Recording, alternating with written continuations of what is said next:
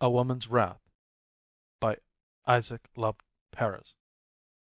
The small room is dingy as the poverty that clings to its walls. There is a hook fastened to the crumbling ceiling, relic of a departed hanging lamp. The old peeling stove is girded about with a coarse sack and leans sideways towards its gloomy neighbor, the black, empty fireplace, in which stands an inverted cooking pot with a chipped rim. Beside it lies a broken spoon, which met its fate in unequal contest with the scraping of cold, stale porridge. The room is choked with furniture. There is a four-post bed with torn curtains. The pillows, visible through their holes, have no covers. There is a cradle with the large yellow head of a sleeping child, a chest with metal fittings, and an open padlock, nothing very precious left in there, evidently. Further, a table and three chairs, originally painted red. A cupboard, now somewhat damaged. Add to these a pail of clean water and one of dirty water, an oven rake with a shovel, and you will understand that a pin could hardly drop onto the floor. And yet the room contains him and her beside.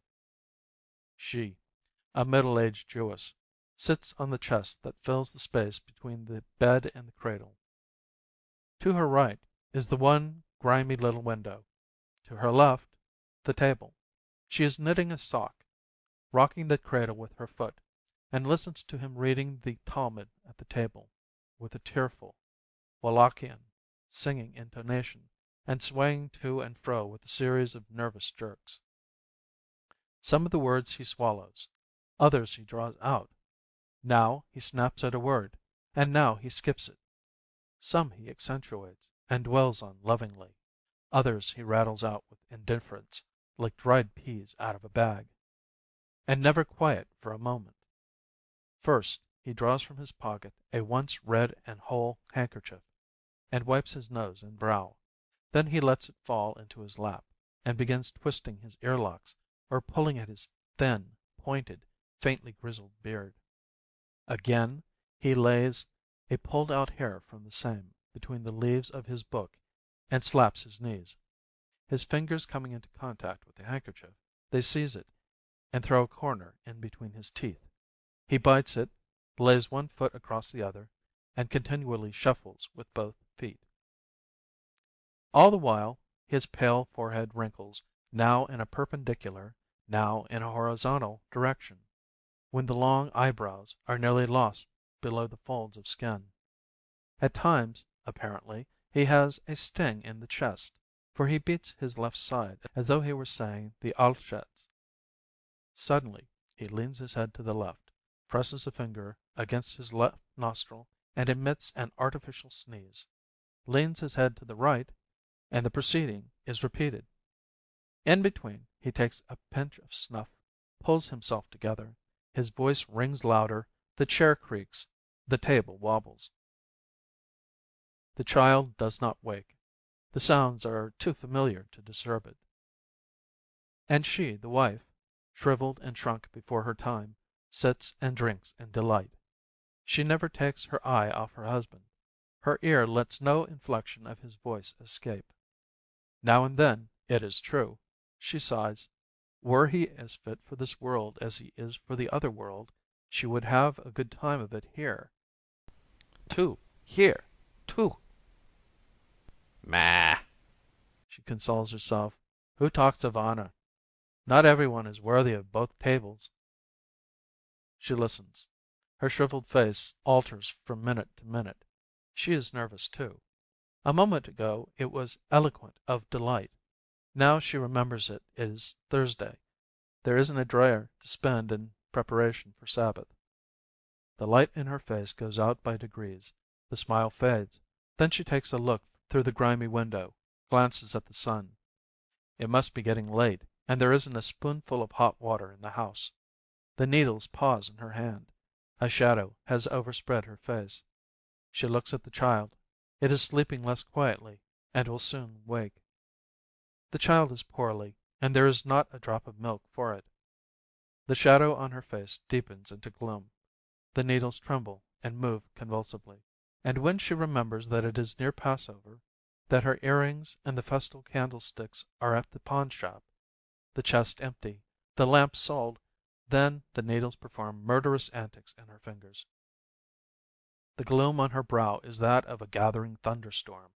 Lightnings play in her small, gray, sunken eyes. He sits and learns, unconscious of the charged atmosphere, does not see her let the sock fall and begin wringing her finger joints, does not see that her forehead is puckered with misery, one eye closed, and the other fixed on him, her learned husband, with a look fit to send a chill through his every limb, does not see her dry lips tremble and her jaw quiver. She controls herself with all her might, but the storm is gathering fury within her. The least thing, and it will explode. That least thing has happened.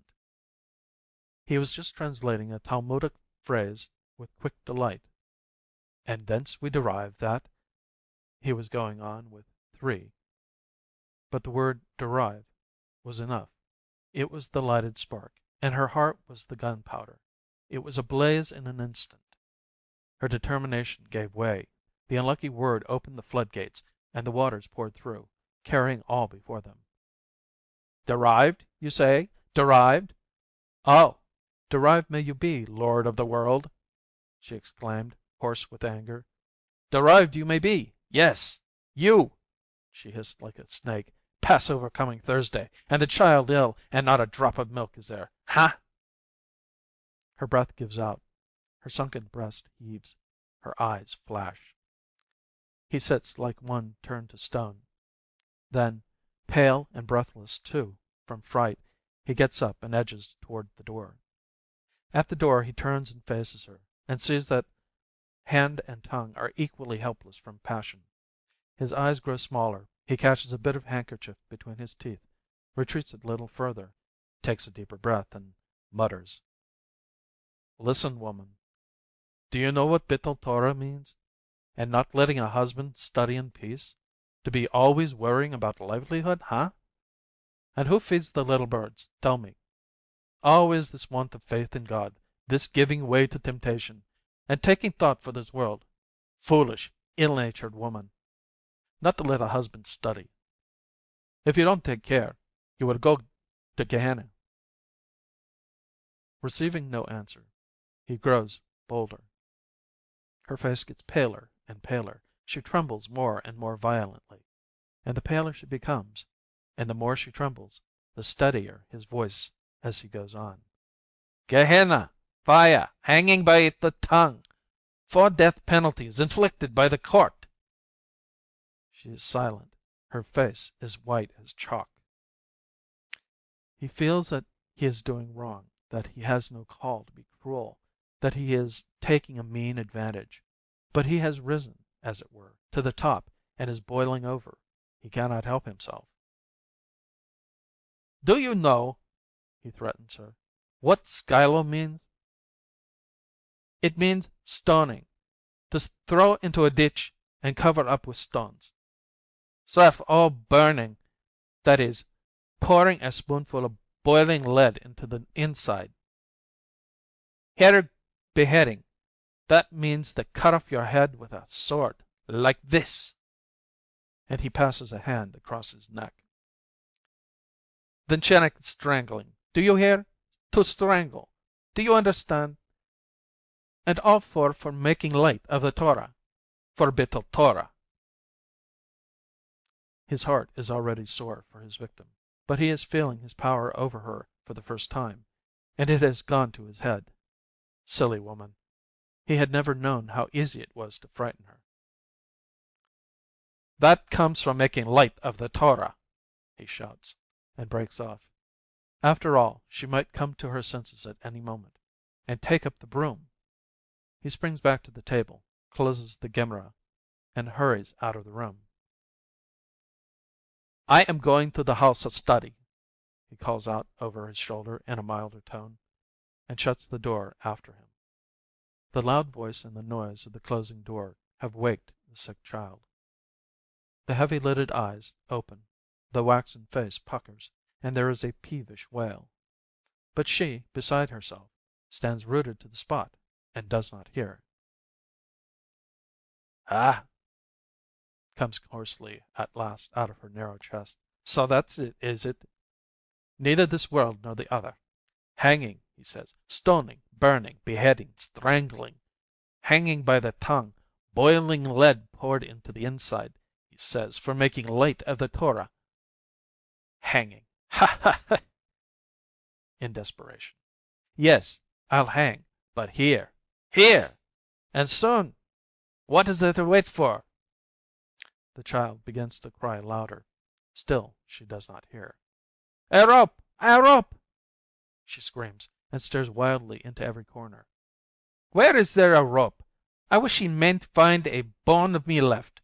Let me be rid of one Gehenna, at any rate. Let him try it. Let him be a mother for once. See how he likes it. I've had enough of it. Let it be an atonement. An end, an end. A rope, a rope." Her last exclamation is like a cry for help from out of a conflagration. She remembers that they have a rope somewhere. Yes, under the stove. The stove was to have been tied round against the winter. The rope must be there still.